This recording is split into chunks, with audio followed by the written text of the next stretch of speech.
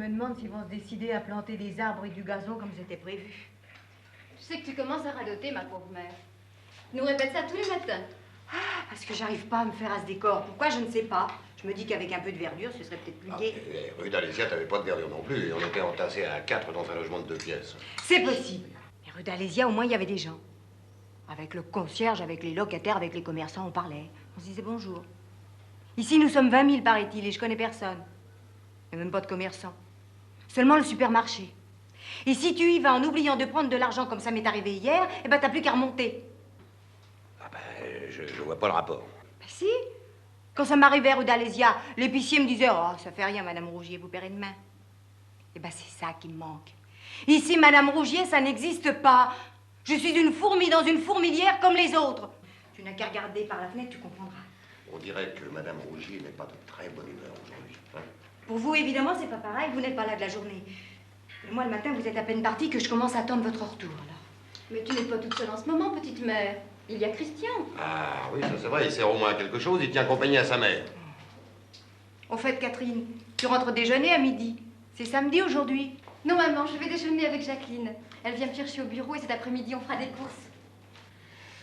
Moi, cet après-midi, si j'avais du courage de laver la voiture, elle est tellement sale que j'en ai honte. Christian pourrait m'aider, si ça l'ennuie pas trop, évidemment. Pourquoi veux-tu que ça l'ennuie? Si tu lui demandes gentiment, il le fera gentiment. Parce qu'en plus, il faut lui demander gentiment de faire quelque chose. Oh, écoute, je t'en prie, Albert, ne recommence pas avec Christian. Hier, tu nous as déjà gâché toute la soirée. Ça devient une obsession chez toi. Je suis prête. Bah, si ça devient une obsession, c'est que ça fait trop longtemps que je le vois traîner sans rien foutre.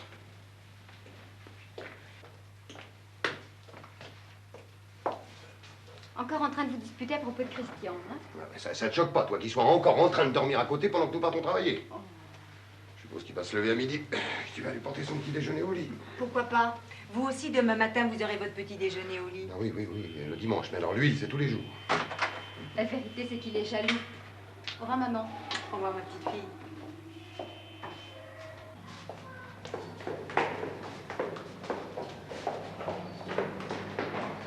Tu ne me dis pas au revoir, Albert? Au revoir, maman.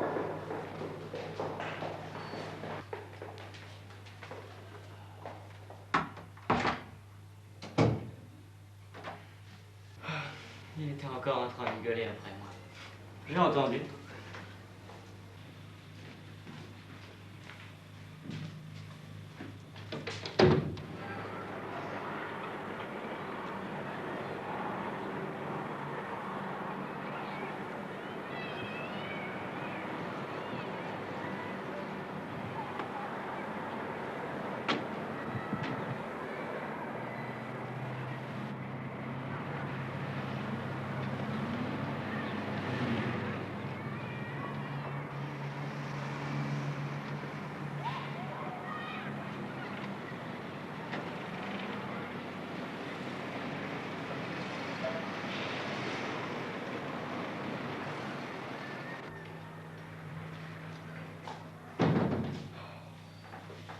Tu te lèves déjà?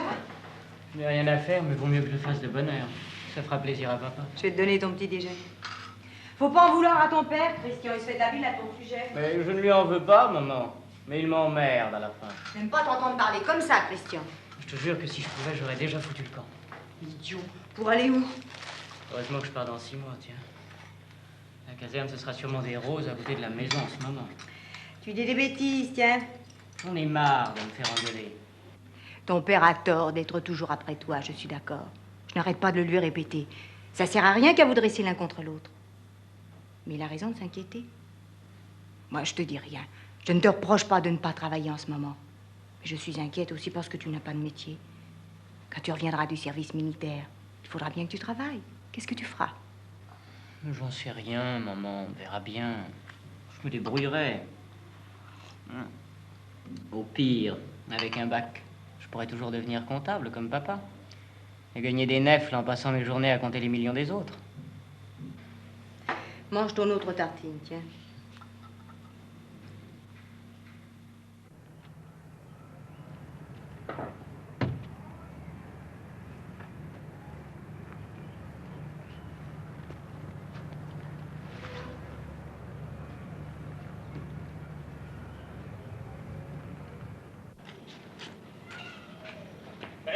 Joe. Ah tiens, salut René, ça va? Où tu vas? Au supermarché. Tu viens avec moi? Si tu veux. Ils ont peut-être reçu de nouveaux disques. Qu'est-ce qu'on fait ce soir? Oh, j'en sais rien. Ce que tu veux. Si on retournait à la petite boîte, on était allé l'autre soir, là. C'était marrant. Ouais. Condition que j'ai du fric. Et que mon père me prête la bagnole, mais en ce moment, ça fait pas grave. Non, pétard? Oh, il arrête pas. T'as envie d'avoir du fric. Dans la bagnole, on s'arrangera toujours.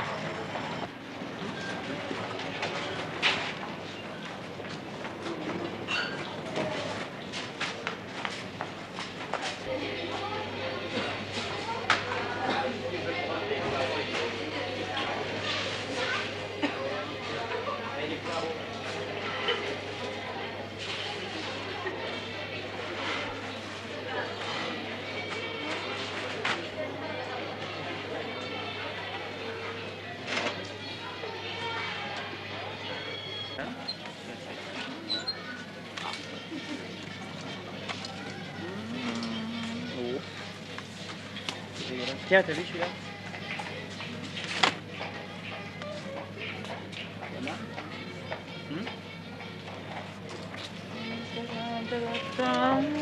Oh, y a rien.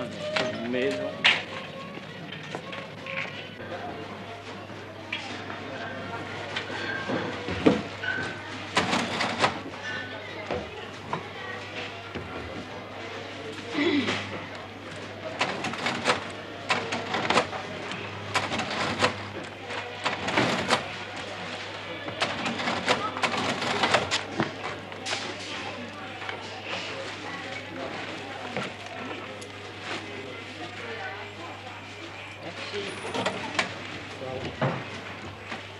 Casse-toi. Oh, ah!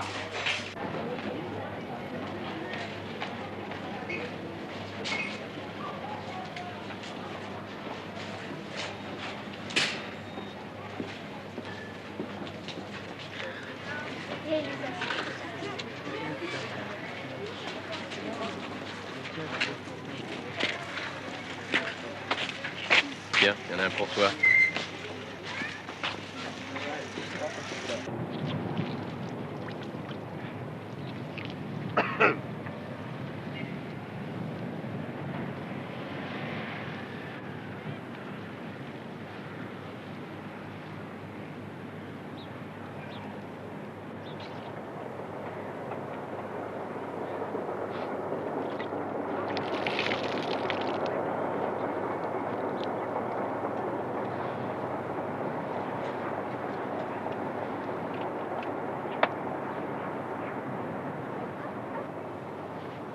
T'es pas très bavard aujourd'hui, Christian. Qu'est-ce que tu veux que je te dise?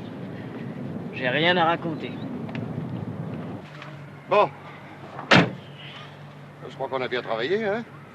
Elle a l'air un peu plus propre maintenant. Tu sais, hein, on aura beau la frotter pendant 15 ans, ça n'en fera pas une voiture neuve. Ah. Faut se contenter de ce qu'on a. Si tu travaillais avec 3 salaires au lieu de 2, j'aurais peut-être pu enfin acheter une autre. Ça te ferait plaisir de prendre le volant? Je veux bien. Merci, papa.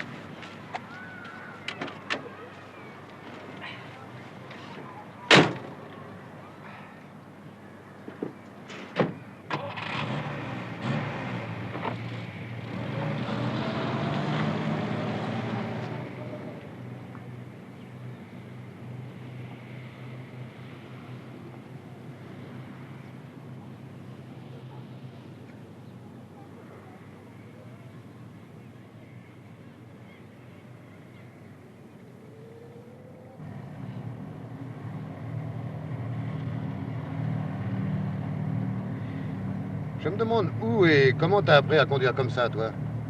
Hein? C'est au moins une chose que tu sais faire. Si tu te conduisais aussi bien toi-même, ça serait parfait. Ah ben, je te fais pour t'en rapprocher. Tu pousses trop le moteur avant de passer les vitesses. Eh oui, oui, c'est une 403, c'est pas une Ferrari. Mais non, papa. C'est toi qui conduis trop mollement. C'est comme ça qu'il faut l'amener. Avec un veau pareil, si tu pousses pas tes vitesses, t'as pas de reprise. C'est peut-être un veau, comme tu dis, mais je suis bien content de l'avoir quand même. Elle m'emmène au bureau le matin, elle me ramène à la maison le soir, et on nous fait faire un tour le dimanche, moi je lui en demande pas plus. Ah là là, pauvre Christian, hein, je me demande quand tu te décideras à comprendre. J'étais obligé d'attendre jusqu'à 40 ans pour l'acheter, ma première voiture. La 4 chevaux d'occasion, elle aussi. Pour moi, c'était la plus belle du monde parce que c'était celle que j'avais pu me payer. Bah, aujourd'hui, c'est pareil pour celle-là. Alors toi, tu t'installes et tu décrètes que c'est un veau. Ah, si tu continues comme ça, mon petit vieux, j'ai peur que plus tard, tu sois même pas capable de t'offrir la même. À moins de la voler, comme ton copain René.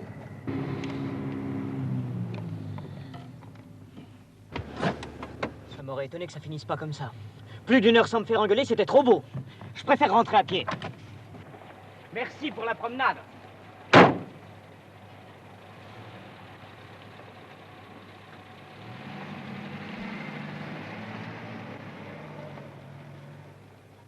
Variété avec carte blanche qui sera donnée à Gilbert Bécaud. À tous. Je croyais qu'il passait un film, moi, ce soir, à la télé. Oui, tout à l'heure. Attends. Tu vois. Tiens. À 21h30. Qu'est-ce que c'est? Les 5 dernières minutes. Ah, ouais. C'est pour elle, ça. Oui. Oui. C'est pas mal, ça. On a le confort D'habitude. au maximum.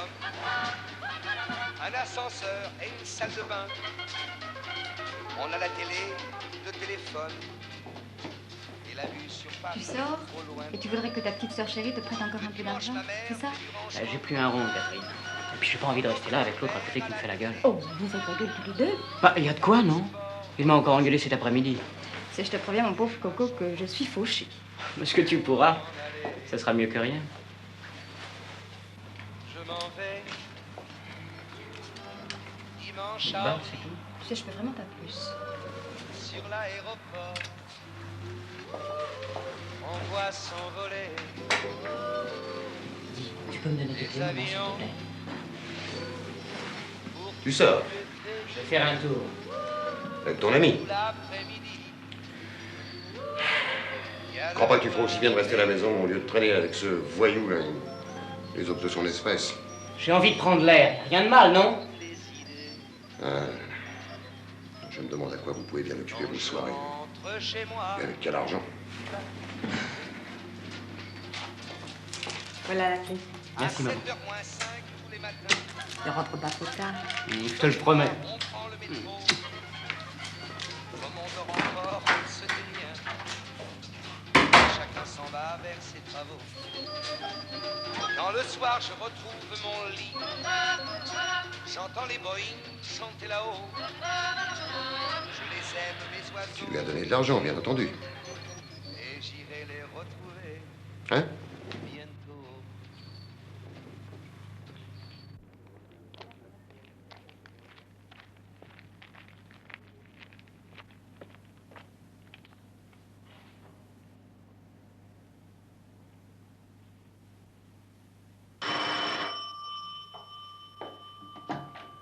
Assieds-toi, Christian, bonsoir. Bonsoir, madame. Est-ce que René est là? Oui, il t'attend dans sa chambre.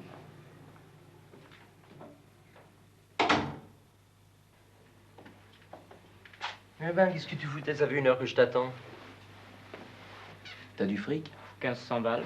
Eh ben, avec ce que j'ai, ça doit faire 2000. On n'ira pas loin, hein. Et la bagnole? Je ne l'ai même pas demandé. Bravo. On se démerdera. Allez, viens.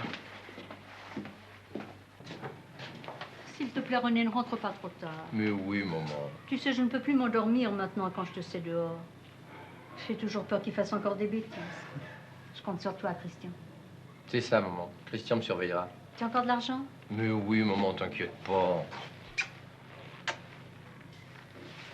Au revoir, madame. Au revoir, Christian.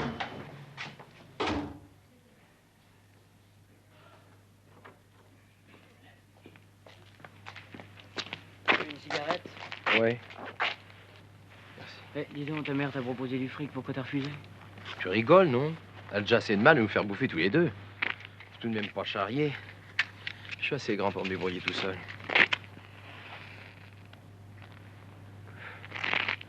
Je suis pas un fils à papa, moi. Comme toi.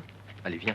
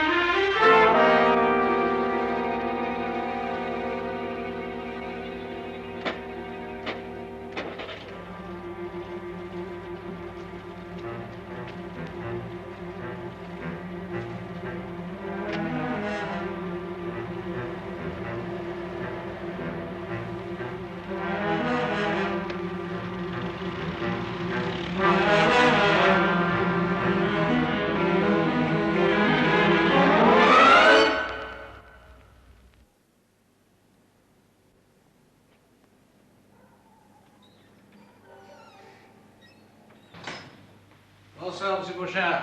Bonsoir, monsieur Arnaud. Dites donc, j'ai l'impression que j'arrive maintenant pour les cigarettes. Ah, ça, 5 minutes plus tard, j'allais fermer. Est-ce que je peux encore vous demander un demi, monsieur Beauchard? Mais c'est moi qui vous l'offre, monsieur Cardon. La tournée du patron avant d'aller se mettre au lit.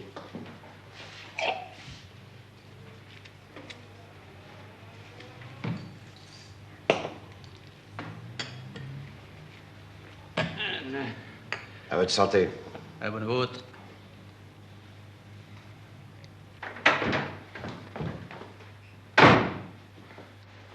Bonsoir, monsieur Cardon.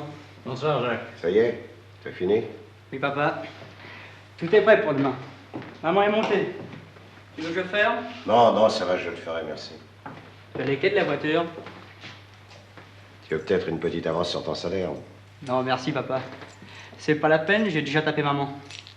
Elle est plus généreuse que lui. Là, toi. Oh, si tu veux, je ferai l'ouverture demain matin. Fais pas ton numéro. Il me dit ça tous les samedis et tous les dimanches. Il faut que ce soit moi qui aille me tirer du lit. Allez, file. Au revoir, monsieur Cardon. Bonsoir, Jacques. Amuse-toi bien. On va essayer. Heureusement qu'il y a un papa pour prêter la voiture et donner un peu d'argent. Il travaille. C'est normal qu'il s'amuse. Il n'aura pas toujours 20 ans. Vaut mieux qu'il en profite. Un jour, ce sera son tour d'être arrivé au comptoir. Et quand il aura comme moi les jambes lourdes de soir, il n'aura plus envie d'aller danser.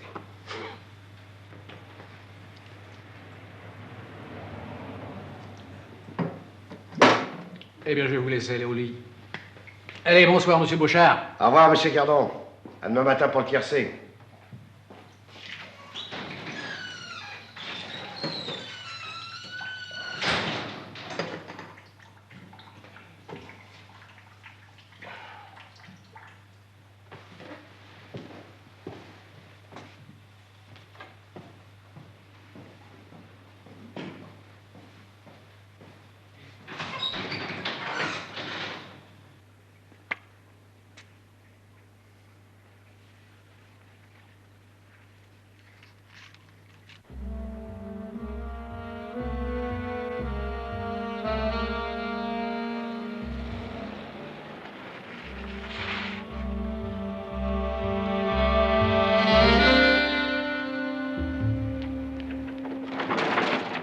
On peut avoir des cigarettes?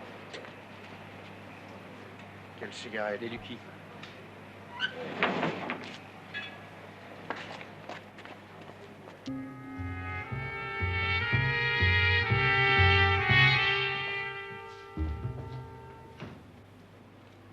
Trois vins.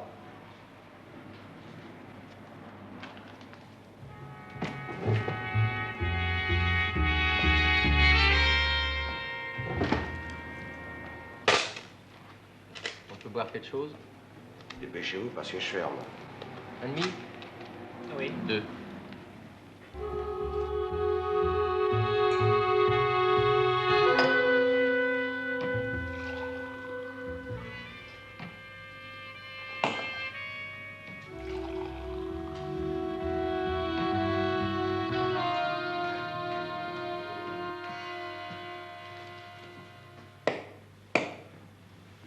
À 70.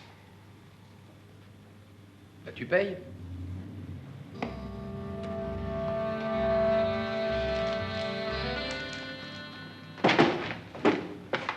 Laisse ta caisse ouverte. Lève les mains. Recule. Encore. Tourne-toi. Fais-toi grand fric. Mais grouille!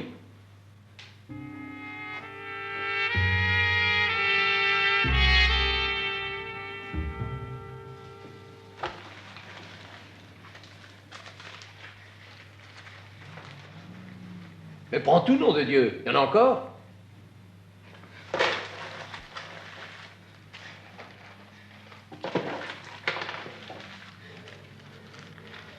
Allez, fous ton camp.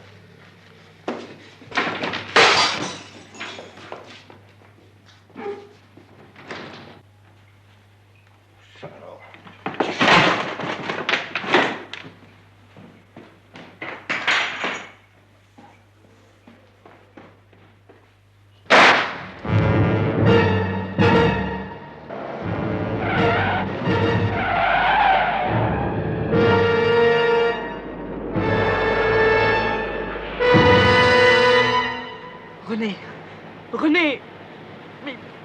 t'arrive?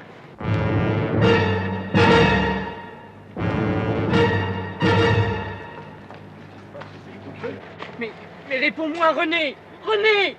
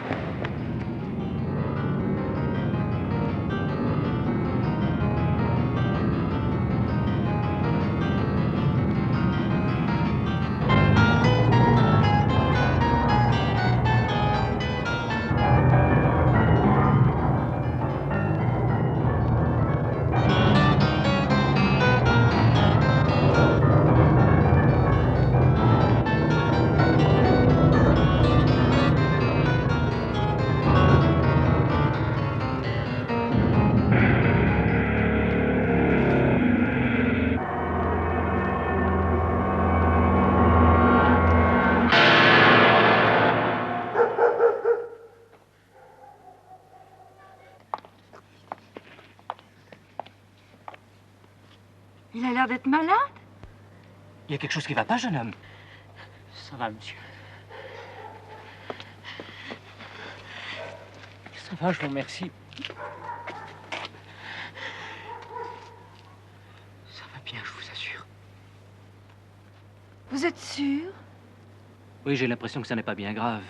Il est simplement saoul.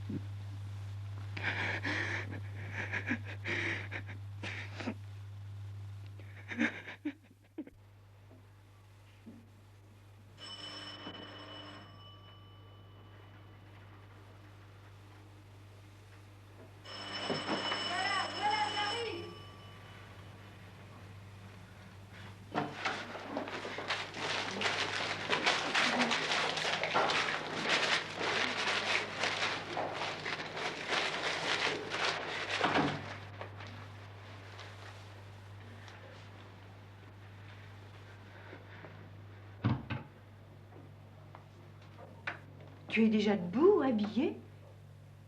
La maman de René veut te voir. Qu'est-ce qui se passe, Christian? Qu'est-ce qui se passe, Suzanne? Je ne sais pas.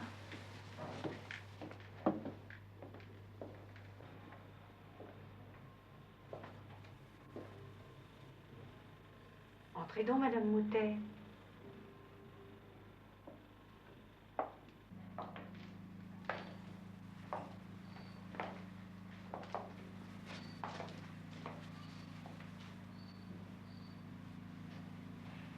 René est mort.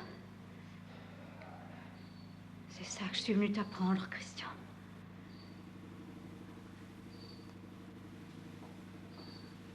Je suis venue aussi pour te dire que je n'ai rien dit à la police. Ils m'ont demandé si je savais avec qui René était sorti hier soir. J'ai répondu que je ne le savais pas. Tu entends, Christian? Je ne sais pas. Je ne sais rien. Je ne veux plus rien savoir. Asseyez-vous, Madame Moutet. Reposez-vous un peu.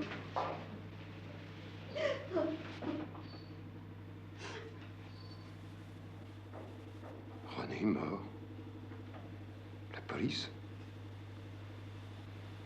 J'ai peur de ce qu'il nous reste à apprendre.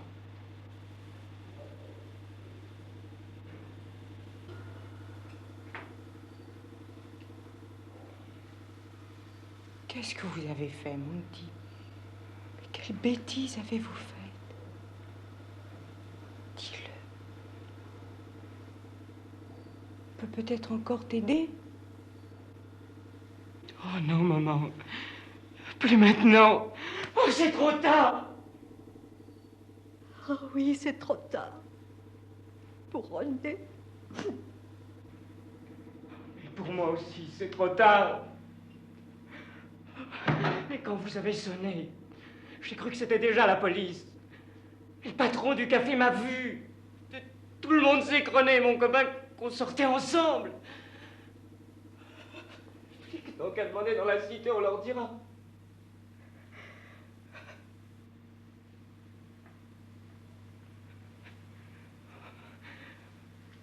On a fait une connerie, papa. Oh, j'ai une connerie. Quelle connerie, mon gars. Hein? On a attaqué le patron d'un bistrot, je ne sais plus où. On lui a pris sa caisse.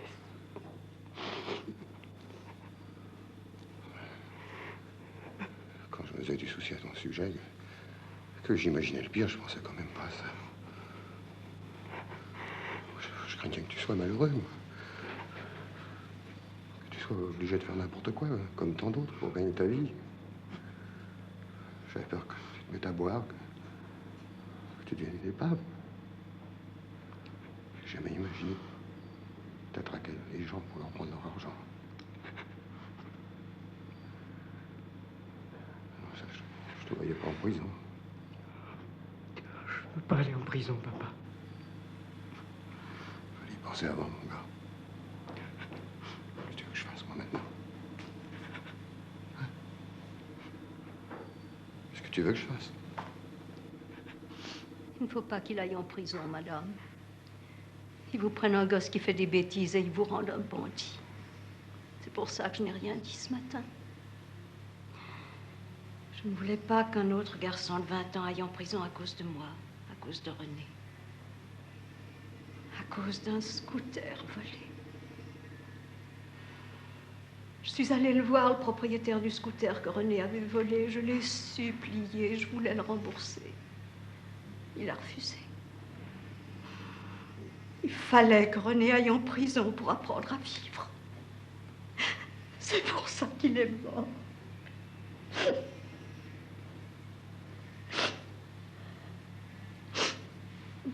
Quand il est sorti de la prison, ce n'était plus le même. Oh, avec moi, il était toujours gentil, mais il parlait des gens, de la vie, avec des yeux, un ton, une expression qui me faisait peur.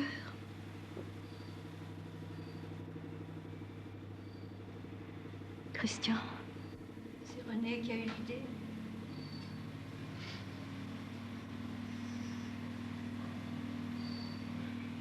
Je voulais pas. Je te le jure, maman.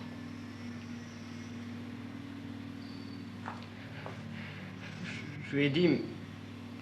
Il m'a répondu que quand on n'avait pas de pognon, il fallait en prendre là où il y en avait. Il m'a traité de con, de dégonflé. De toute manière, il l'aurait fait tout seul.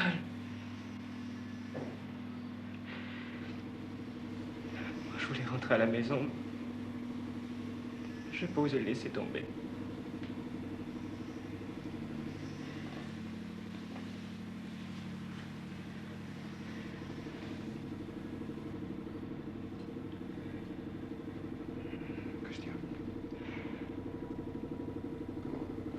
Comment ça s'est passé avec le patron du café? J'en sais plus rien, papa. On a attendu dans la voiture en s'engueulant. Et puis le bonhomme est sorti. On a acheté des cigarettes, on a bu un verre. Et René a sorti son revolver et j'ai pris l'argent dans la caisse. Enfin, mais qu'est-ce que vous vouliez en faire? Rien. Boire un verre, inviter des filles, aller danser, payer les taxis. Mais je t'avais pourtant donné de l'argent. Catherine aussi. Mais qu'est-ce que tu voulais qu'on foute avec 1500 balles, maman? Enfin, fallait m'en demander. Tu m'aurais encore engueulé. C'est maintenant que je devrais t'engueuler, tu sais. À quoi ça servirait?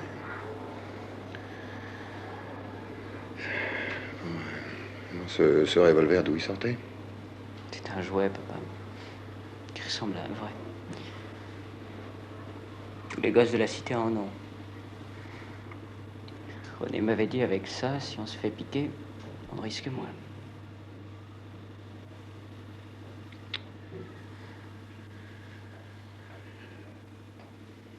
Ça y est, tu es prêt? Une seconde, je fais le point. Et le son, ça va? Alors, monsieur Beauchard, c'est la joie? C'est pour la télé? Oui, monsieur, mais je vous demanderai de ne pas rester là, vous êtes dans le champ. Ah bon? Je demande de garder un peu de silence, s'il vous plaît, pendant qu'on tourne. Ah bah, dites donc, c'est un drôle de bazar, votre truc. Quand tu voudras. Allons-y. Ça tourne. Agression café-tabac, première fois. Monsieur Beauchard, vous êtes le propriétaire de ce café-tabac. Vous avez été victime hier soir d'une agression vers 22h. 2 jeunes voyous vous ont emporté le contenu de votre tiroir-caisse. Combien vous ont-ils pris environ? Je sais pas, moi, environ 200 000 francs. Enfin, je veux dire, 2000 nouveaux francs. J'ai 2 caisses. J'ai une caisse pour le comptoir et une caisse pour le tabac. Et c'est la caisse du comptoir qu'ils ont emportée. Et comment ça s'est passé alors tout ça? Oh, bah, vous savez, j'étais en train de fermer mon rideau de fer, comme je fais tous les soirs. À ce moment-là, il y a 2 jeunes qui sont arrivés. Ils m'ont demandé 2 demi et un paquet de cigarettes. Et c'est au moment où je les servais qu'il y en a un qui m'a mis le revolver sous le nez. Et l'autre n'était pas très rassuré. Son copain était obligé de l'engueuler parce qu'il n'osait pas passer derrière le comptoir. Vous aviez vous-même une arme dans votre tiroir et vous leur avez tiré dessus lorsqu'ils se sont enfuis. Oui, vous savez, j'ai tiré de la porte au jugé. Enfin, il faisait nuit. Et j'étais le premier étonné quand j'ai vu la voiture faire des zigzags et s'écraser contre un arbre un peu plus loin. Il y en a un que vous avez blessé. Il est mort cette nuit à l'hôpital. Oui, je sais. Mais l'autre a réussi à s'enfuir. Vous avez pu donner son signalement à la police? Vous savez, un signalement très vague. Il me semblait pas très grand. Il avait des cheveux longs, comme on en les jeunes, blonds. Il avait un imperméable. Alors par contre, celui qui avait le revolver, alors celui-là, je l'oublierai pas. À propos de ce revolver, justement, monsieur Beauchard, je voudrais vous poser une dernière question. La police a révélé ce matin que cette arme était un jouet. Auriez-vous tiré quand même si vous l'aviez su? Bien sûr que non. On tue pas un homme pour 200 000 francs. Encore moins un gosse. Ça a été? Ça va. Coupé! Je peux rentrer? Merci, monsieur Beauchard.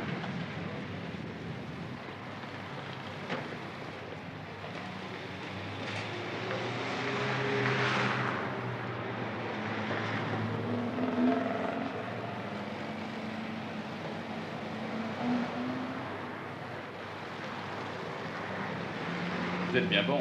Moi, jouer ou pas jouer, le revolver, j'aurais tiré. Le petit voyou n'a eu que ce qu'il méritait.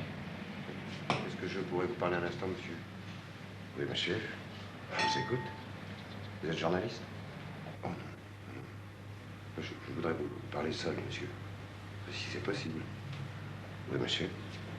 Suivez-moi. Excusez-moi.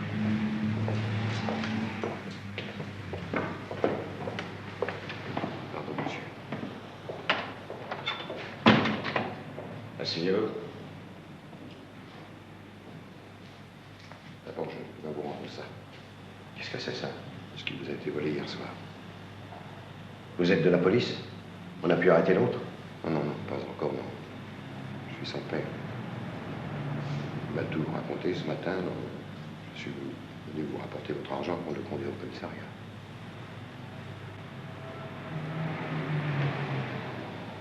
Vous auriez pu aussi bien le donner à la police.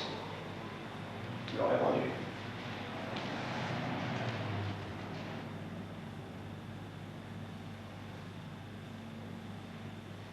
Je vous plains beaucoup, monsieur.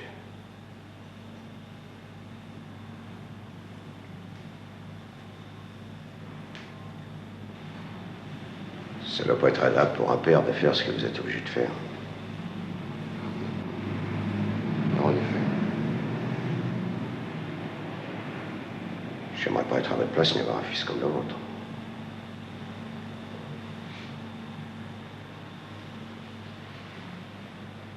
Et si c'était lui qui avait ramassé mon coup de revolver?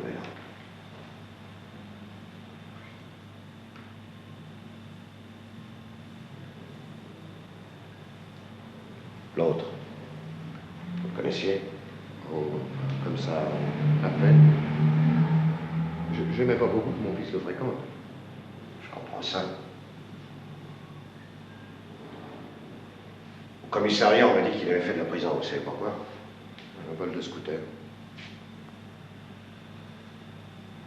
Et votre fils? Il n'a jamais eu d'histoire? Oh non. Non, non, jamais.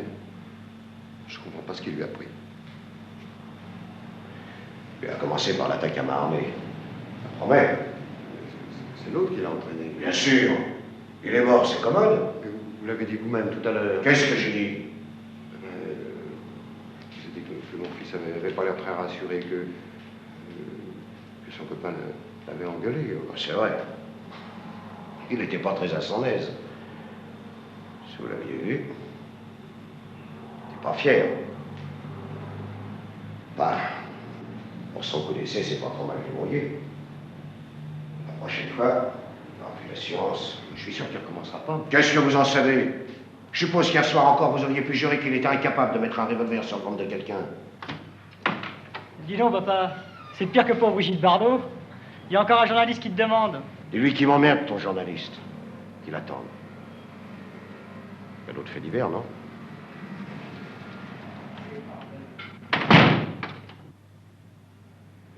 Voilà un héros.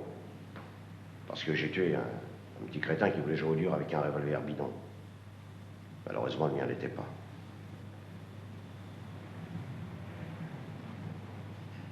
Vous avez d'autres enfants? Une fille. Elle a 18 ans.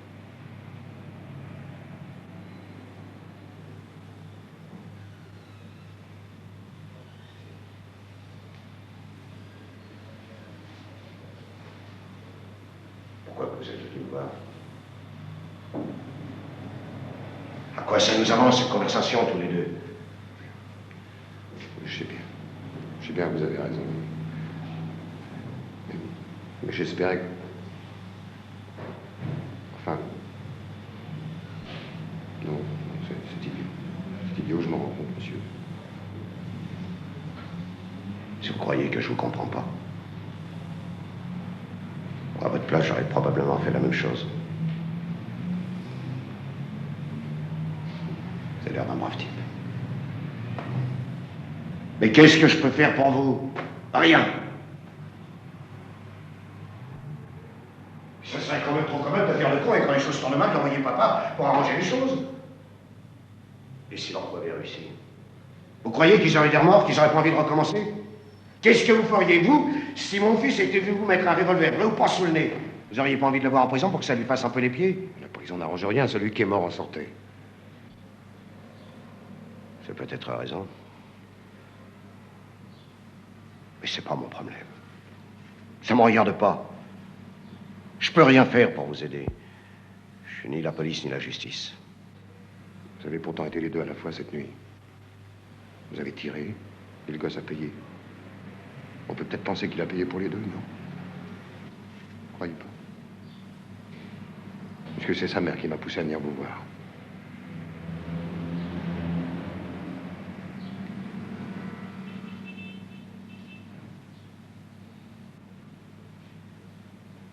Mais même, si j'étais d'accord avec ce que vous souhaitez, c'est pas possible. Réfléchissez, j'ai porté plainte. J'ai donné le signalement de votre fils à la police, c'est trop tard. Non, mais vous avez donné le signalement d'un gosse de 20 ans, sans signe particulier, blond, avec un imperméable. Vous êtes le seul à pouvoir le reconnaître. Un, parmi des milliers.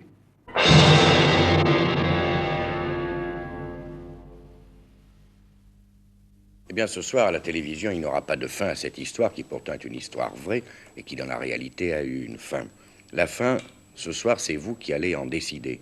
Vous allez en décider en répondant à une question très simple que je vous pose, qui se pose à la fin de l'histoire que nous venons de vous raconter. La voici.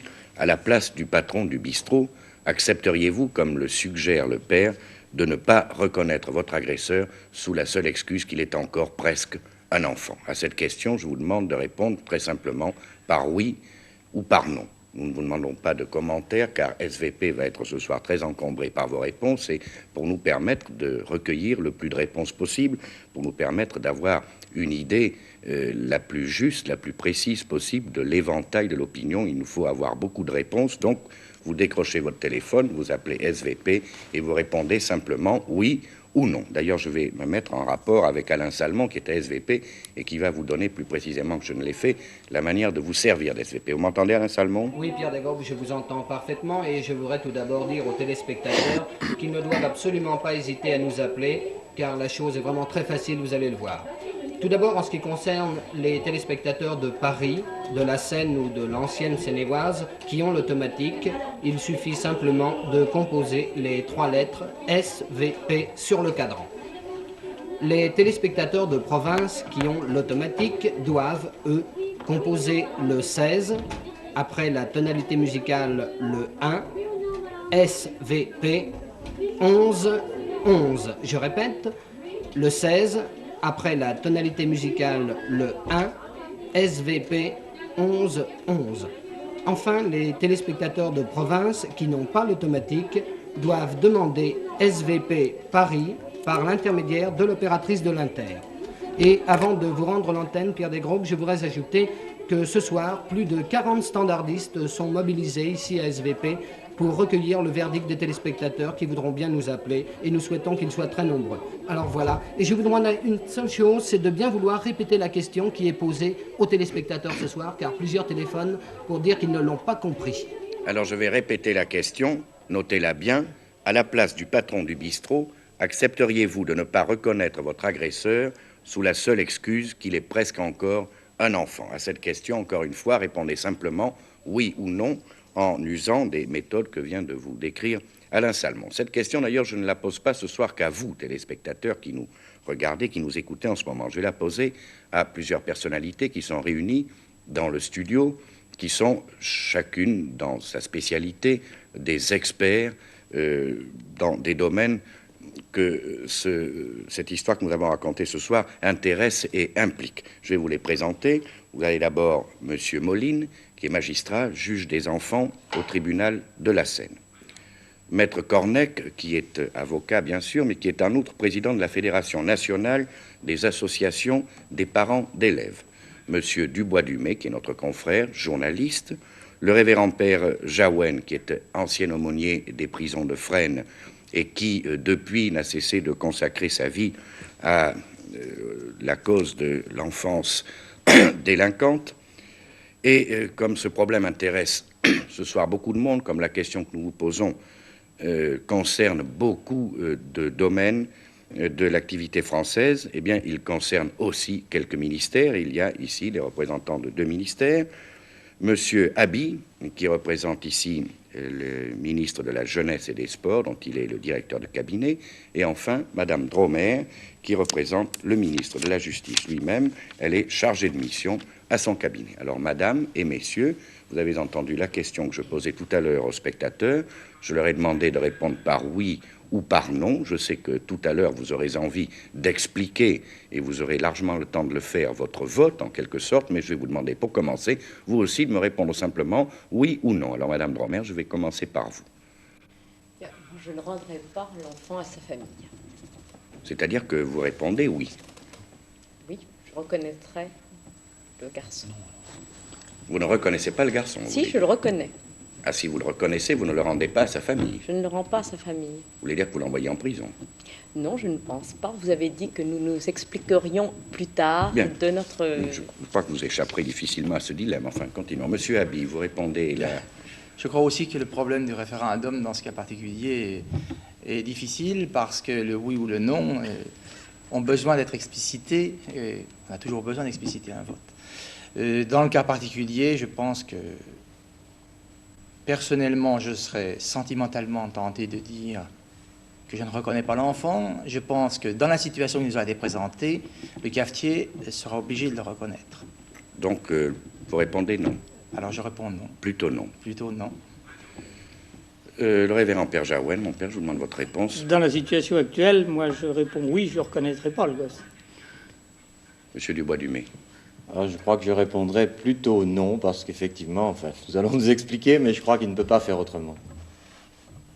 Maître Cornec. Je voudrais répondre non, mais je répondrai oui et je dirai pourquoi. Bien. Et enfin, Monsieur Moline, vous êtes juge des enfants, votre réponse est importante. Je pense que le patron du bistrot doit reconnaître le garçon qui lui sera présenté. Bien. Eh bien, en somme, le problème qui se pose, c'est celui-ci maintenant. Selon qu'on interprète votre oui ou votre non d'une manière ou de l'autre, si j'ai bien compris tout à l'heure Madame Dromer, nous allons voir ce qui arrive à ce garçon. Alors, comme celui d'entre vous qui me paraît savoir le mieux ce qu'il avait envie au début de répondre, parce qu'il n'a pas hésité une seconde, c'est le révérend Père Jaouen, je vais lui passer la parole. Moi, je crois que dans la situation actuelle, malgré la bonne volonté de ceux qui auront affaire à lui, que ce soit la police ou la justice, dans la situation actuelle, le juge des enfants ne peut pas faire autrement que de le mettre en prison. Après un délit de ce genre, oui, on ne laissera pas un garçon en liberté provisoire.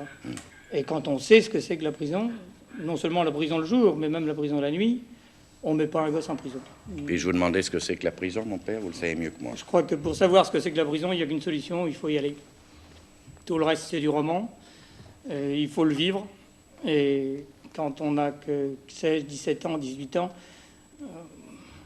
c'est un régime qu'on ne peut pas subir. À mon avis, alors, je sais très bien qu'actuellement, les services responsables font ce qu'ils peuvent. Ils ne peuvent pas renverser une situation d'un jour à l'autre. Et il s'agit de faire le procès de personne. Mais il est urgent, et plus qu'urgent, que tout le monde s'y mette. D'ailleurs, parce qu'il faut que tout le monde s'y mette pour qu'on ait d'autres solutions que la prison. Et ce garçon, actuellement, je suis persuadé, après un délit comme ça, j'en ai vu, je vous dirais, qui avait commis des délits plus graves que ça. Et après avoir commis leur délit, eh bien, ils sont convaincus, persuadés eux-mêmes qu'ils sont des pauvres types, qu'ils ont fait une énormité. Ce qu'il faut, c'est pas les écraser, c'est au contraire les valoriser. Et moi, ce que je souhaiterais, vous voyez, c'est qu'à ce moment-là, au lieu de les écraser, on leur donne l'occasion de faire un exploit. De se valoriser à leurs propres yeux d'abord, vous voyez.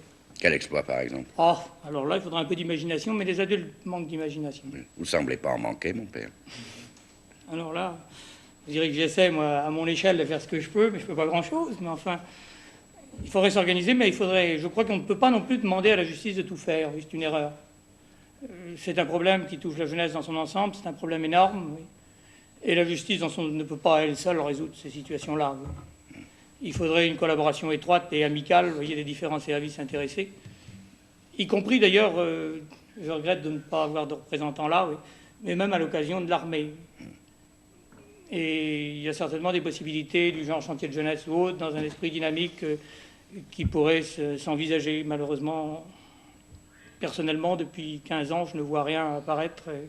Je vois toujours les gosses rentrer en prison et en sortir à se quinter, comme disait la pauvre femme. Elle a tout à fait raison. La mère du garçon qui a été tué, que voulez-vous, moi je souscris entièrement à ce qu'elle a dit. Madame Dromer, vous représentez la justice qui est mise en cause un peu. Je vais vous demander de répondre. Bien, peut-être avant de mettre la justice en cause, je vous dirais bien sûr que comme sentimentalement, moi aussi, j'aimerais bien qu'on rende ce garçon à sa mère, si elle était une très bonne mère. Mais alors, je crois qu'en fait, puisqu'il y a un juge des enfants, c'est plutôt lui qui vous répondra. On a eu l'air de nous mettre devant un dilemme qui est un faux dilemme. Ça n'est pas la prison ou la famille, mais il y a peut-être d'autres solutions, et ces solutions, c'est Monsieur Moline, qui juge des enfants, peut vous dire quelles elles sont. Oui, je voudrais d'abord interroger Maître Cornec, si vous le permettez, parce qu'il me semble qu'il y a un point à éclairer. On a parlé du juge des enfants, c'est le père Jaouen qui a parlé du juge des enfants, Madame Dromer à sa suite. Ces garçons ont autour de 20 ans. Oui. Est-ce qu'ils sont du ressort du juge des enfants? Non, non, absolument plus. Absolument plus. Ils sont des majeurs pénalement, sauf dans la limite de l'ordonnance de 58. Oui. Si vous voulez, alors, Monsieur Moline. À ce point de vue-là, je pense qu'il y a quand même un point à préciser. En l'état actuel, il est bien certain que notre compétence en ce qui concerne les délinquants s'arrête à 18 ans. Mais qu'en matière d'assistance éducative, elle va jusqu'à 21 ans. Et je n'ai pas en tête les statistiques, mais je sais qu'à l'heure actuelle, les cabinets de juges des enfants ont en partie, pour moitié à peu près, des délinquants et pour moitié des enfants en danger, donc jusqu'à 21 ans. Donc ils s'occupent après? Dont ils s'occupent après. Ça va dans un cas précis comme celui-ci. Si ce garçon est reconnu par le bistrot, il va passer en jugement. Oui. Devant qui, selon vous? Alors, en l'état actuel, compte tenu de son âge, n'est-ce pas, s'il a plus de 18 ans, il sera nécessairement traduit devant la juridiction des majeurs. Et alors, il se passe quoi à ce moment-là? C'est-à-dire qu'il est présenté à un juge d'instruction qui, lui, compte tenu de son âge actuellement, n'a évidemment que deux possibilités. Ou le remettre en liberté, ou le placer en maison d'arrêt. Et il faut qu'il l'envoie devant un jury pour cela ou pas? Non, le juge d'instruction peut décider ça lui-même. Oui. Il sous réserve, il prend un mandat de dépôt qui lui permet de placer le mineur à la maison d'arrêt, et ce mandat de dépôt est un acte de juridiction dont il est possible d'ailleurs de faire appel ou de demander qu'il soit, que la situation soit revue. Oui. Alors Madame Dromer nous disait que ce dilemme est un faux dilemme. Je voudrais qu'on m'explique en quoi il est faux, Monsieur le juge. Le dilemme me paraît faux, c'est en ce sens que, pour prendre le juge des enfants, parce que je pense que tout le film porte sur une situation d'un garçon qui est un enfant. Et il est un enfant, mais on dit qu'il a 20 ans, qu'il va partir faire son service militaire, je vous le rappelle. Ce que l'on a voulu en réalité, c'est regarder la situation d'un mineur, d'un enfant. En réalité, dans les cas qui sont soumis au juge des enfants, le juge des enfants a de multiples possibilités. Et il est bien certain que le recours à la maison d'arrêt est le recours ultime. Je crois que ce qu'il importe... Si nous voyons les autres, alors, parce que finalement, on me dit toujours que c'est le recours ultime, que c'est un faux dilemme, mais je voudrais comme dire ce qui peut lui arriver d'autre que de rentrer chez lui ou d'aller en prison. Eh bien, il peut rentrer chez lui, bien sûr, mais avec, par exemple, une surveillance éducative, sous le plan de la liberté surveillée, une liberté surveillée provisoire, ou d'observation. Il sera à ce moment-là surveillé par un éducateur. Ou chez lui? Chez lui. Et cet éducateur aura une action, soit sur le plan familial, dans les relations avec la famille, et vous avez quand même bien pu juger, d'après les images qui vous ont été présentées, qu'il y avait dans cette famille un problème. Oui, dans quelle quand famille on voit, quand on voit le mineur partir le soir, n'est-ce pas, eh bien, on sent peser une atmosphère vraiment pénible, lourde. Il y a donc probablement quelque chose à faire. Donc, le juge des enfants aura la possibilité de maintenir l'enfant dans le milieu familial tout en le faisant surveiller. D'ailleurs, en règle générale, le juge des enfants va ordonner un certain nombre de mesures d'investigation qui lui permettront de connaître non seulement le mineur lui-même, mais tout son environnement, le milieu familial, une enquête sociale, par exemple, un examen psychologique, éventuellement un examen neuropsychiatrique. Dans le cas d'un adolescent plus âgé, un examen d'orientation par un professionnel paraît même s'imposer. Oui. Si le garçon ne peut pas être laissé dans son milieu familial, il pourra être placé dans un centre d'observation. Un centre d'observation, ce n'est pas du tout un établissement pénitentiaire.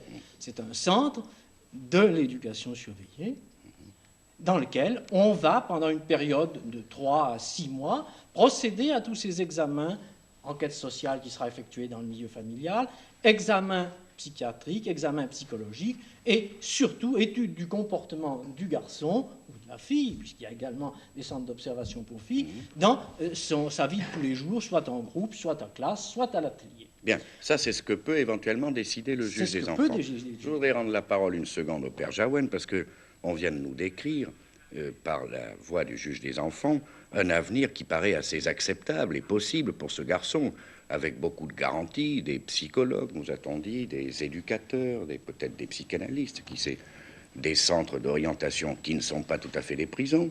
Je voudrais vous demander, mon père, puisque vous m'avez dit que pour savoir ce que c'était, il fallait y être allé, si toutes ces belles choses existent en quantité suffisante pour qu'on puisse en parler d'une manière réaliste. Je dirais que pour un garçon comme celui-ci qui va partir au service dans 2 mois, je ne connais pas. C'est à Vitry-sur-Orge, qui est le centre de la région parisienne qui s'occupe des mineurs dans ce cas-là. Effectivement, on n'est pas une prison, il n'y a pas de mur, il y a des éducateurs, il n'y a pas le personnel administratif de la pénitentiaire. Il y a quand même un certain vocabulaire qui est le même. Vous voyez, il y a quand même des rapports qui...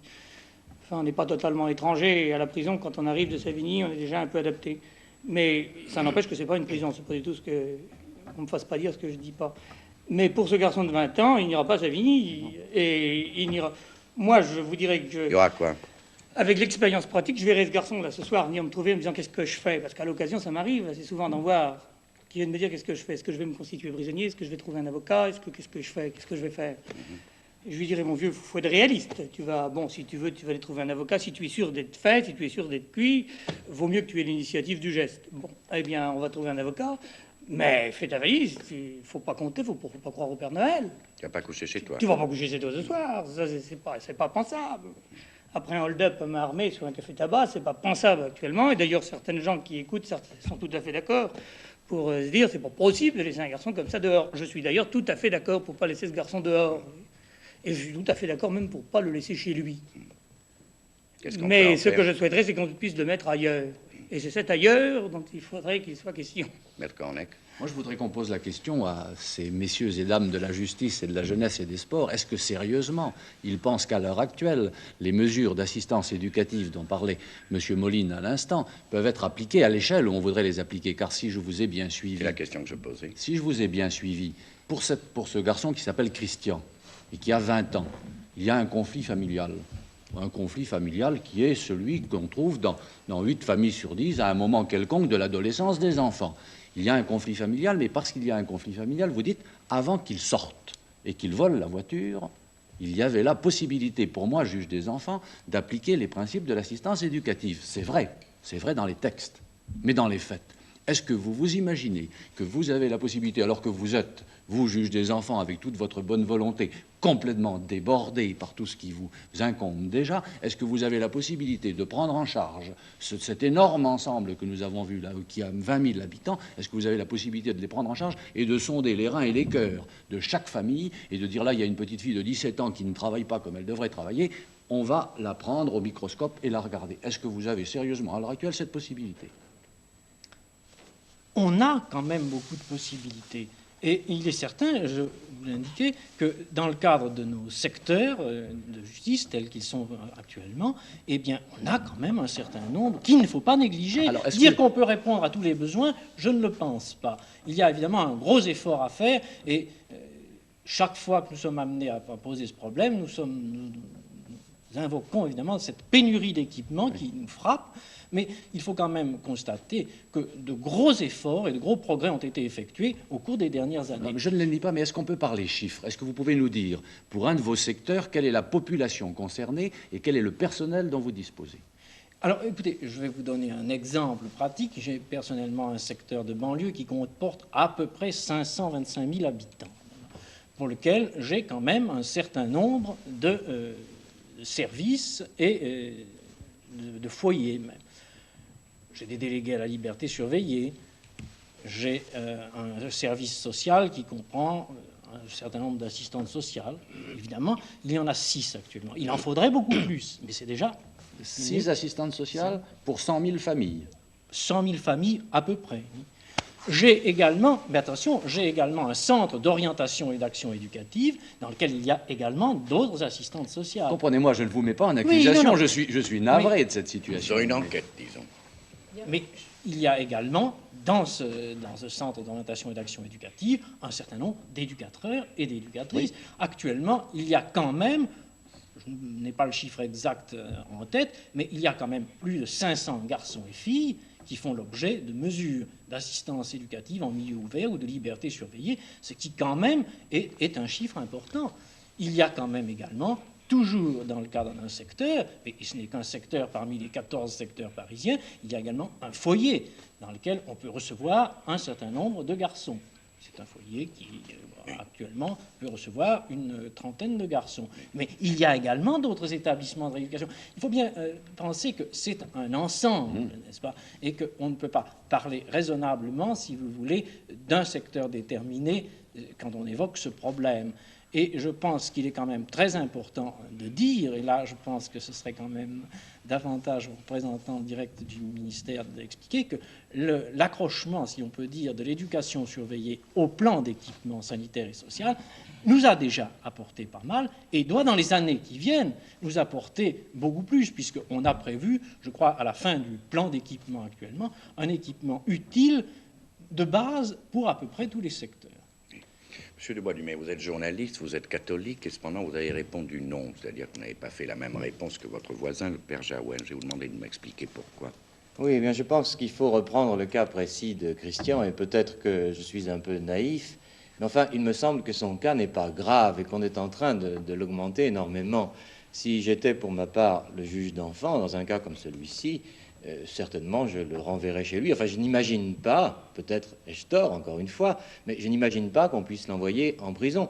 Il me semble qu'il y a tellement de circonstances atténuantes que ce n'est pas lui qui a réellement mené l'affaire, qu'il a été complètement entraîné par son camarade René. Ce que je ferais, moi, si j'étais juge d'enfant en pareil cas, c'est le père, essentiellement, que je ferais venir chez moi et avec lequel j'essaierais de m'expliquer. Car je ne sais pas si on peut en discuter maintenant, mais pour ma part, enfin, je ne sais pas si c'est le moment, mais à mon avis, la responsabilité principale, il y en a beaucoup là-dedans d'ailleurs, il y a toutes sortes d'éléments qui sont en question, mais il me semble, peut-être que je réagis en père moi-même, et je ne veux surtout pas le condamner, car ces problèmes sont très difficiles, mais il me semble que ce père est assez extraordinaire, il est d'une faiblesse incroyable. Il a là un garçon qui ne fait rien depuis 6 mois, qui a 20 ans, qui ne fait rien depuis 6 mois, rien, qui se lève le matin à midi. Il essaie quelquefois, il essaie de le ressaisir. Vous avez des enfants, et toujours il recommence à l'accabler. Vous avez des enfants?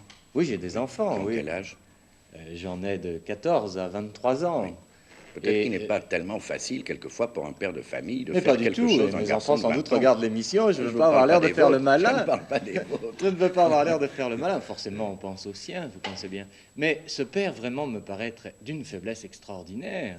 Cet enfant, ce garçon, il a son bac, nous a-t-on dit. Oui. Et alors, que fait-il pendant ces 6 mois? Comment n'a-t-il pas pu l'orienter? Enfin, il y a un mur. Et c'est un problème très grave, d'ailleurs, actuel, je crois, de la démission du père, d'ailleurs. Pour moi, c'est ici le problème essentiel. Oui. Et c'est le père que j'essaierai de changer, si c'est possible. On pourrait accuser aussi bien d'autres choses. Moi, j'ai fait une enquête il y a quelque temps dans les prisons, où j'ai vu des jeunes délinquants, qui étaient des mineurs, ceux-là qui avaient moins de 18 ans. Les psychologues qui s'occupent d'eux pensent que nous sommes tous un peu responsables dans la mesure où notre société est une société de consommation, qu'elle soit capitaliste ou qu'elle soit socialiste. C'est aussi la consommation qui prime tout à Moscou. Donc on a habitué les gens à être des consommateurs. Être des consommateurs, ça veut dire avoir du fric, la télévision, le frigidaire, l'auto, etc. Il est évident que les enfants viennent au monde aujourd'hui avec l'idée qu'il est normal que chacun ait sa voiture, et quand un pauvre type, comme c'est le cas de ce père, n'a qu'une vieille voiture qui, dit-il, il a pu acquérir péniblement à l'âge de 40 ans. Ben, son fils pense que c'est un peu un pauvre type, mais peut-être que c'est nous aussi qui faisons qu'il pense. Je me garderais bien de dire que c'est seulement la responsabilité du père. J'ai dit qu'à mon avis, c'était là le problème crucial tout de même. Oui. Il y a un mur vraiment qui les sépare. Oui. Ce père n'est pas assez proche de son enfant, il n'essaie pas de comprendre. À chaque instant, il revient contre lui, il le harcèle. Ben, ça me paraît d'une maladresse psychologique étonnante. Et c'est un faible, enfin il manque certainement de fermeté. En somme, vous avez répondu non, pourquoi alors? Et j'ai répondu non pour toute une série de raisons, c'est-à-dire que je me suis d'abord placé au point de vue du cabaretier lui-même. Ce qu'on lui demande d'abord, c'est de mentir. C'est tout de même un premier problème. assez délicat. Oh, je crois que ça n'a pas l'air de gêner le père Jaouen, moi, ça me l'idée gêne qu'on tout de puisse même un mentir. peu. Mais je considère que c'est pas un mensonge, d'ailleurs, parce qu'il s'agit de savoir il qui a le s'agit droit à de la ne pas vérité. reconnaître. Mais qui a le droit à la vérité, vous savez, il y a pas... Qui a le droit à la vérité, père, ça va loin. D'ailleurs, Ça va loin. ça va loin, oui, parce que ça va loin pour le gars si on le met en prison également. Mais j'ajouterais un autre argument qui est que, à mon avis, même sur un simple plan de l'intérêt du cabaretier, en ne voulant pas reconnaître l'enfant, il court pour lui-même des risques, me semble-t-il, assez terribles.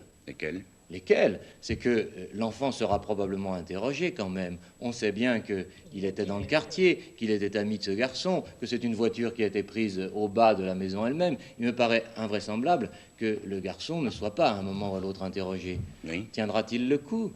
Il dira quoi? Il peut dire, mais oui, je suis Il dira que coupable, c'est lui. c'était moi. Oui, mais quel Alors le risque? cabaretier à ce moment-là l'aura pas reconnu, bien sûr. On peut dire Il peut y avoir qu'effectivement des il l'a pas cabaretiers reconnu. qui ont mauvaise vue. On peut le dire, bien sûr qu'il avait mauvaise vue. Votre Mais enfin, argument. j'enlève, si vous voulez, cet argument. Déjà, il me semble que pour lui, c'est difficile de le dire, vous voyez. Et que ensuite, alors, la démarche du père m'étonne assez quand même. C'est d'ailleurs la mère qui l'inspire, cette démarche. Vous n'iriez pas, vous, faire cette démarche Je ne pour l'un de pense vos pas. enfants? Je suis pas certain. C'est très difficile à dire parce que vous pensez que instinctivement, on a envie de la faire, cette démarche. C'est évident. Mais je suis pas sûr qu'elle soit vraie et qu'elle soit bonne. Mais ceci parce que, je reviens à mon point de départ, je ne peux pas imaginer que cet enfant puisse être mis en prison. Voilà mon point de départ, le vrai. Oui, mais au fond, on n'est pas... C'est là la question. On n'est pas d'accord. Je vais rendre la parole à Madame Dromer, parce que tout à l'heure, elle m'a dit que c'était un faux dilemme. J'aimerais qu'elle m'explique en quoi, parce que finalement, cet enfant, il a 20 ans, et je voudrais qu'on me dise d'une manière très précise ce qui peut lui arriver d'autre que de rentrer chez lui libre ou d'aller en prison. Eh bien alors, disons, puisque le père Michel Jaouen a dit que depuis 15 ans, il se posait toutes sortes de problèmes, disons qu'il est malheureux, il y a beaucoup de gens, heureusement, qui se posaient ces problèmes. Tout à l'heure, Maître Cornec a parlé d'équipement, et il était revenu un petit peu en arrière en parlant des moins de 18 ans. Alors, si vous permettez, j'aimerais dire deux choses. L'une, puisque nous parlions équipement, et pour reprendre la discussion Est-ce que ça vous précédente... enverrait de répondre à ma question avant de répondre aux autres? Eh bien... Parce que je vous ai demandé où il pouvait aller ailleurs qu'en prison. Il me semble que... Eh bien, de toute façon, est-ce que vous vous placez dans un immédiat ou est-ce que c'est un vœu? Ah, moi, c'est pas un vœu. Voilà, ce garçon a 20 ans. Si le cabaretier le reconnaît, il va aller devant un juge. Qu'est-ce qui va lui arriver? Eh bien, il y a quand même des juges d'instruction qui connaissent tout de même les problèmes psychologiques Oui, et autres. il va pourra pas donc... l'envoyer au cinéma, par exemple. Il l'enverra va pas l'envoyer aussi. où? Eh bien, il peut effectivement le rendre à ce moment-là à sa famille, comme vous l'a dit M. Moline. Mais alors, M. Moline a une possibilité, c'est que s'il y a une bonne liaison entre un juge d'instruction et un juge des enfants, c'est que M. Moline a le droit, en matière d'assistance éducative, de se saisir lui-même et de dire que ce garçon est en danger moral. Parce qu'il n'est pas... Même s'il a 20 ans? Même s'il a 20 ans. Alors, je crois que de toute manière, même juridiquement et dans l'état des textes, si vous voulez, s'il y a une bonne liaison, ce que nous souhaitons tous, dans l'état actuel des textes, il y a une possibilité de ne pas le mettre en prison et éventuellement d'avoir une action sur sa famille ou à l'intérieur de sa famille. Oui. Et puis, Remarquez, je suis très obtus, j'ai toujours pas compris où il irait s'il n'allait pas en prison. Moi. bien, je vous dis, on peut de toute façon le remettre dans sa famille. Vous avez posé au public et vous nous En avez posé... répondant oui, on obtient le même résultat beaucoup plus rapidement. Non, parce que je ne suis pas du tout de votre avis, parce qu'à ce moment-là, on le remettra dans cette famille qui l'a amené, comme l'a dit monsieur, pratiquement par une certaine forme de démission, peut-être une démission de la société en général, mais finalement de ce père, qui n'ose pas se juger lui-même, parce que tous les pères souhaitent que leur fils réussisse mieux que lui, c'est ça. Et finalement, il a été déçu, ce fils ne réussit pas mieux que lui. Il a peut-être son premier bac, on ne sait pas s'il perd là, mais après ça, il s'est arrêté. Mais moi, je vous trouve très sévère avec cette famille, d'une part, et d'autre part, je vous demande si vous êtes sûr que dans le système actuel, vous pourrez lui offrir mieux que cette famille. Alors, je crois que c'est ce que M. Moline vous disait, il le remettrait dans cette famille s'il s'était saisi lui-même, et à ce moment-là, il y aurait peut-être un certain nombre de possibilités, donc qu'on a contesté, si vous voulez, en tant que nombre, d'assistantes sociales, de possibilités, disons, d'une tutelle généreuse, et n'entrons pas dans le détail des termes juridiques. Mais je crois, et alors là je fais une réponse de mère de famille, il n'y a pas tellement de familles qui aiment dans leur liberté voir arriver une assistante sociale, même pour savoir si on a fait un vaccin. N'est-ce pas? Quand on vous rappelle à l'ordre, les familles n'aiment pas ça. Alors je crois qu'il faut donc une décision judiciaire pour que finalement l'assistante sociale, le délégué ou autre puisse éventuellement entrer dans cette famille. C'est ça que j'entends par là. C'est pour ça que je me plaçais à ce point de vue. Et l'autre problème, et je crois que ça n'est pas révélé de très grands secrets, c'est que pratiquement, puisque vous dites il n'y a pas d'autres possibilités, disons qu'à l'heure actuelle, nous nous penchons très activement sur ce problème des 18 à 21 ans, et que ce qui est le grand problème du père Michel Jahouen, de M. Missoff que présente M. Abi, c'est justement de trouver des solutions qui ne soient pas la prison, qui ne soient pas l'assistante sociale. C'est-à-dire qu'on nous a dit qu'est-ce qu'il a fait, qu'est-ce qu'il va faire pendant ces 6 mois. Alors en attendant, il va peut-être le laisser chez lui. Pardon? En attendant que ces solutions soient trouvées, parce que vous me parlez de ces solutions en réalité, c'est très simple. Il suffit simplement de nous donner des possibilités législatives, de dire pratiquement que ce garçon, vous dites en attendant, mais ce garçon... c'est hier qu'il a fait son coup, c'est pas demain, je vous dis, Madame Bromère. Eh bien, si c'est hier, il y a les possibilités que M. Moline se ressaisisse lui-même parce qu'il aura été averti grâce à ce système. Parce que les juges d'instruction, s'il y en a qui ne sont pas toujours avertis, nous en connaissons bien sûr, mais il y en a aussi tout de même, et le père Michel Jahouen en connaît, qui sont des juges d'instruction avertis et qui éventuellement prendront justement pas la solution de la prison. Il y en a peut-être, mais pas tous. Monsieur Abi, je vous vois très songeur depuis un moment et je ne vous ai pas donné la parole, je m'en excuse, mais tout le monde a tellement de choses à dire que je n'ai pas pu la donner à chacun d'entre vous encore. Vous représentez ici le ministre de la Jeunesse et des Sports, donc la jeunesse est votre problème. Vous avez même la chance qu'il ne s'agisse pas d'une jeunesse délinquante dans votre cas, mais il me semble que dans ce cas-là, nous sommes à la limite de la délinquance et il me semble que ce problème vous intéresse directement. Le père Jahouen, tout à l'heure, a évoqué même la possibilité de faire appel à l'armée. Je pense que même avant de faire appel à l'armée, on pourrait faire appel à des formations qui s'occuperaient des jeunes sans pour autant être militaires. Vous avez dit, Maître Cornec? Je dis ça vaudrait mieux. Ah, c'est votre opinion. Monsieur Abi. Je voudrais malgré tout souligner à ce sujet que Maître Cornec, qui estime scandaleuse la pénurie de moyens dont dispose la justice... Et la jeunesse et les sports. Et la jeunesse et les sports, et me semble-t-il président d'une fédération de parents d'élèves. Or, ce qui me semble à moi considérable dans le problème qui nous a été posé, c'est qu'à aucun moment ne s'est apparu le rôle de ce qui est quand même en France l'éducation nationale.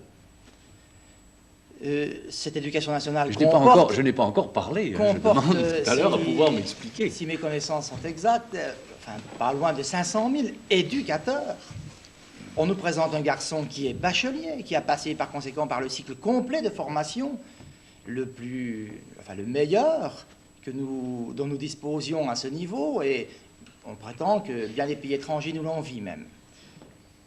Or, vous nous posez aujourd'hui un problème qui est celui-ci, alors que nous disposons en principe d'un milieu éducatif aussi puissamment organisé. Qu'est-ce que la justice, qu'est-ce que la jeunesse et les sports, qu'est-ce que l'armée peut présenter comme structure éducative, et vous mettez en cause alors les insuffisances de ces structures. Alors je pense que le problème, bien sûr, peut être traité sous cette forme, c'est-à-dire de savoir qu'est-ce qui va se produire après que l'événement que nous avons vu se soit produit. Mais moi, ce qui me semble surtout important, c'est de savoir pourquoi on en est arrivé là, et plutôt que de prévoir des moyens de guérison, prévoir des moyens de prévention au sens très large du terme, c'est-à-dire nous interroger pour savoir ce qui ne va pas dans nos systèmes d'éducation. Vous avez mis ici les uns et les autres en cause le père. Je relève d'ailleurs que ce que vous reprochez surtout à ce père, c'est une certaine forme de lâcheté. Or, est-ce que ce n'est pas une certaine forme de lâcheté de notre part de dire que nous ne livrerons pas ce garçon à la justice? Il nous faut tout de même une certaine logique. Nous avons fait des lois. Elles doivent être appliquées dans l'état que nous leur avons donné. Alors, il me semble que par souci d'homogénéité personnelle, il nous faudrait répondre effectivement que ce garçon doit être livré au bras séculier. Ah, mais je crois que vous posez très bien le problème. Effectivement, c'est un problème philosophique, disons tout de même, qui est posé là, c'est de savoir, il existe des lois, devons-nous les violer? Je demanderai au père Joulen, d'ailleurs, de nous dire pourquoi il pense que dans certains cas, il faut les violer. Mais je ouvre une simple parenthèse pour dire que je suis persuadé que tous les gens qui sont autour de cette table n'auraient pas fait la démarche du père, parce que je pense que ni l'un ni l'autre ne peut être accusé de lâcheté, et je suis à peu près certain que les uns et les autres, nous aurions conduit notre galopin de garçon, avec tous les regrets que ça comporte, au commissariat de police. Vous l'auriez amené où? Chez le commissaire? Allô, Pierre Desgros. Oui. Allô, vous m'entendez, Pierre Desgros? Mais fort bien. Je voudrais vous dire que la situation évolue très vite ici à SVP, mais car ici aussi, d'ailleurs, les oui. appels nous parviennent à la cadence de 500 à la minute environ, et que d'ores et déjà, il se dégage une écrasante majorité de oui, puisque 4238 téléspectateurs accepteraient la proposition du père, alors que 1673 ne l'accepteraient pas. Ce ne sont là, bien sûr, que des résultats provisoires. Je vous remercie. Bien, nous reprenons la discussion, et ça va me permettre même de la relancer d'une certaine manière, quand nous étions en train d'étudier le problème du respect des lois dans un pays où les lois existent. Hein. Et alors, je constate, messieurs, peut-être faut-il s'en affliger, que 4328 personnes, à l'heure qu'il est, contre seulement 1673, sont partisans de violer la loi. Ce n'est pas le point de vue de Maître Cornec. J'ai dit tout à l'heure que j'aurais voulu dire non parce que, justement, je crois qu'un des problèmes très graves que pose cette histoire, c'est que nous nous trouvons confrontés avec l'idée suivante. Le bistrot, il devrait répondre, bien sûr, qu'il reconnaîtra l'enfant. Car s'il ne répond pas, et s'il ne le reconnaît pas, je vais beaucoup plus loin que vous. Il va, à un moment donné de cette affaire, avoir comme témoin à prêter serment. Et il prêtera serment qu'il ne reconnaît pas cet enfant. Donc, il fera un faux serment. Il deviendra, lui aussi, un délinquant ou un criminel. C'est très grave. Oui, néanmoins, vous répondez oui. Et pourtant, je réponds oui. Pourquoi? Vous l'avez un petit peu deviné, les uns et les autres. En réalité, ce qui est en accusation ici, et je m'excuse, ce n'est pas le père. Car le père, il est comme nous tous, avec ses problèmes et les difficultés que pose l'éducation d'un garçon de 20 ans. Il est mou, c'est vrai. Mais il faut s'y voir. Quand il lave la voiture l'après-midi pendant une heure, il est manifeste qu'il fait attention, qu'il essaie d'être gentil, qu'il essaie de récupérer ce gosse. Et puis au bout d'une heure, il a la phrase qu'il n'aurait pas dû prononcer. Est-ce que nous nous contrôlons les uns et les autres suffisamment pour pouvoir sur ce point le condamner? En réalité, ce n'est pas le père qui est en accusation, ce n'est pas l'enfant non plus, c'est la société tout entière. Et tout à l'heure, j'écoutais avec intérêt M. Abi me reprocher, en quelque sorte, en qualité de président des parents d'élèves, de ne pas avoir parlé de l'éducation nationale. Monsieur le directeur, il faut s'entendre. Vous avez été un des éminents hauts fonctionnaires de ce ministère, et au moment où vous y étiez, et à l'heure actuelle encore, notre fédération n'a cessé de répéter que les carences que je reprochais tout à l'heure au ministère de la Justice ou au ministère de la Jeunesse, nous les reprochons encore bien plus à l'éducation nationale, car c'est toute l'histoire de ce pays. Nous avons à l'heure actuelle une jeunesse qui n'est plus éduquée. Elle est encore instruite dans certains cas, et on peut discuter, mais elle n'est plus éduquée. Et ce qui manque à nos enfants, c'est d'abord cette éducation civique qu'il est difficile de donner. Et il est bien certain que si ce garçon qui a son premier bac avait reçu dans le lycée où il est allé, non seulement l'enseignement des mathématiques, de l'histoire, de la philosophie peut-être, en tout cas, et du latin, mais s'il avait reçu aussi l'apprentissage de son métier de citoyen, il ne serait peut-être pas arrivé à ça. Mais il n'y serait pas arrivé non plus si dans cet énorme ensemble, on avait prévu un certain nombre de choses. C'est l'éducation nationale, c'est la jeunesse, c'est les sports, tout le monde là est concerné. S'il y avait autour de ce grand ensemble des stades, des piscines, et dans les stades et dans les piscines et dans les salles de jeu, et dans les cercles de jeunes, dans les salles de ping-pong, etc., et s'il y avait dans ces salles des animateurs formés, de qualité, des gens dynamiques, non pas qu'ils soient là en train d'imposer à des jeunes un cadre déterminé, mais qui les aident à susciter toutes les richesses qu'ils ont en eux, tous les moyens d'épanouissement qu'ils ont en eux, ces histoires ne se produiraient pas. C'est ça le problème. Oui. Je voudrais vous poser une question, Maître Cornec. Je voudrais me faire l'avocat non pas du diable, mais du bon Dieu, pour une fois, voyez. Et vous dites que ce qui manque dans l'éducation aujourd'hui, c'est la partie éducation civique. Je pense que c'est vrai. Mais vous êtes aussi, non seulement le représentant de la Fédération des parents d'élèves, mais un des avocats les plus brillants de l'école laïque. Et alors, je voudrais vous demander si vous ne pensez pas que, dans une large mesure, l'école laïque est responsable de la disparition, non pas d'un enseignement civique, comme vous dites, mais d'un enseignement moral qui existait autrefois et que vous avez supprimé au nom de la laïcité. Je suis ravi de cette question. Je ne suis pas suspect, je peux vous poser cette question. Je suis ravi de cette question, car ça n'est pas l'école laïque qui est responsable de cette démission actuelle. C'est le contraire, c'est parce qu'on est en train de démolir l'école laïque que la morale s'en va aussi. L'école laïque de la Troisième République a su mettre au point une morale dont je crois les uns et les autres nous devons être fiers. La France a réussi à mettre au point une morale qui dépassait tous les problèmes de croyance, toutes les confessions, et qui proposait aux hommes dans leur entier, à l'humanité tout entière, une morale commune à laquelle nous pouvions les uns et les autres nous rattacher. Cette morale, à l'heure actuelle, parce qu'il y a 45 enfants ou 50 enfants dans les classes, parce que l'éducation nationale n'a pas les moyens dont elle aurait besoin pour fonctionner, parce que le personnel de l'éducation nationale est recruté dans des conditions difficiles, parce que le personnel de la jeunesse et des sports est recruté dans les mêmes conditions, cette morale, on ne l'enseigne plus. Car cette morale, elle doit s'enseigner de deux manières. Si vous me permettez, j'ai fini. Nous étions à l'école ensemble. Cette morale... Vous n'avez jamais suivi un cours de morale à quelque époque que ce soit. C'est ce que j'allais dire, Desgroupes, c'est que cette morale, elle s'enseigne de deux manières. Elle s'enseigne dans le texte ou par le livre, mais elle s'enseigne surtout par les actes. Et les contacts que nous avions, nous avons eu Dubois-Dumay, Desgroupes et moi, le même professeur, les contacts que nous avions avec nos professeurs étaient quelque chose de beaucoup plus porteur que tout ce qu'on peut nous raconter. C'est l'exemple qui vaut. Eh bien, l'exemple, il vaut à condition que ces contacts puissent exister, à condition que l'école soit humaine, à condition que la société soit humaine. Malheureusement, à l'heure actuelle, elle ne l'est pas. C'est tout un nouvel humanisme qu'il faudrait que nous reconstruisions. Eh bien, mesdames, messieurs, je vois que cette discussion est très passionnante, parce qu'à propos du cas, finalement assez anodin, disons-le, du petit Christian, de son père, de sa mère et du patron du bistrot, nous avons abordé à la fois le problème de l'éducation nationale, de l'éducation surveillée, de l'école laïque et le problème de la morale dans notre société moderne. Je vais demander au père Jaouen de tirer une petite conclusion, s'il le veut bien, en quelques minutes, 2 à peu près. Tirer une conclusion, vous prenez à l'improviste, mais il y a une chose que je regrette malgré tout de ne pas avoir abordé, qu'on n'a pas abordé, c'est que ce revolver qui traînait dans la main du cafetier était trop, vous voyez, et certainement, il y a une chose qui est... Il n'était pas en état de légitime défense, il n'avait pas le droit de tuer ce garçon. Et ça, il faut le souligner. Il y a trop de revolvers qui traînent en France. Et... Parce qu'il ne faut pas oublier qu'on a quand même tué un homme là-dedans. Il y a le cas du petit, celui qui s'en sort, qui sera peut-être massacré par la prison. Et je dirais que dans certains cas, on se demande qu'est-ce qui vaut mieux. Que le gars soit descendu ou qu'il soit envoyé en tôle. Je vous dirais que personnellement, j'aurais été le père de ces deux garçons. Ou bien j'aurais eu le choix, si vous voulez, mais je ne sais pas ce que j'aurais choisi. Mais j'aurais pas choisi de sang-froid que mon gosse aille en prison. Il aurait peut-être mieux fallu qu'il se fasse descendre par le cafetier. Mais vous supposez toujours qu'il ira en prison.